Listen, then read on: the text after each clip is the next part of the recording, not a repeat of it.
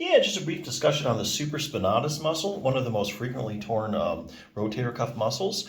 Known for being the most frequently torn of all the rotator cuff muscles, the supraspinatus can be found on the back of your shoulder blade. It is here that it runs along the very top of this triangular bone and makes a straight shot to the greater tubercle, that big bump on your upper arm bone.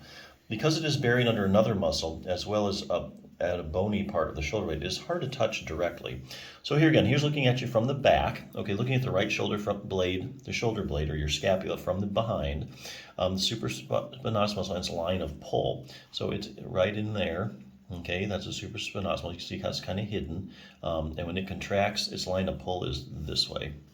So what does the supraspinatus do anyway? Well, in order to figure that out, a muscle's function, researchers often look at what's called the line of pull of a muscle.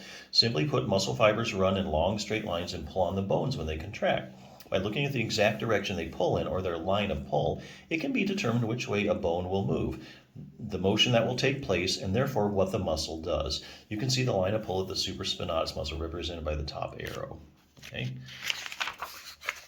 Other clues can also be gotten by doing an EMG or electromyographic study.